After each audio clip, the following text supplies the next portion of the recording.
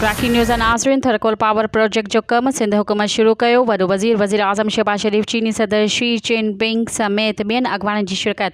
वज़ीर आज़म पारां अफ़गानिस्तान खां दहशतगर्दनि ख़िलाफ़ कार्रवाई जो मुतालबो। CPEC ज़रिए मुल्क तरक्की ऐं खुशहाली तरफ़ वञी रहियो आहे। वज़ीर आज़म रियासती दहशतगर्दीअ जी सख़्त मज़म्मत कई वञे। पाकिस्तान ग़ुरबत जे ख़ात्मे लाइ हर मुमकिन क़दम खणी रहियो आहे। वज़ीर आज़म शहबाज शरीफ। ब्रेकिंग न्यूज़ नाज़रीन, जेका हिकु दफ़ो ॿीहर दोहराईंदा हलूं। थरकोल पावर प्रोजेक्ट जो कम सिंध हुकूमत शुरू कयो। वॾो वज़ीर आज़म शहबाज शरीफ, चीनी सदर शी जिनपिंग समेत ॿियनि अॻवाननि जी शिरकत। वज़ीर आज़म पारां अफ़गानिस्तान खां दहशतगर्दनि ख़िलाफ़ कार्रवाई जो मुतालबो। CPEC ज़रिए मुल्क तरक्की ऐं खुशहाली तरफ़ वञी रहियो आहे। वज़ीर आज़म रियासती दहशतगर्दीअ जी सख़्त मज़म्मत कई वञे। पाकिस्तान ग़ुरबत जे ख़ात्मे लाइ हर मुमकिन क़दम खणी रहियो आहे। वज़ीर आज़म शहबाज शरीफ।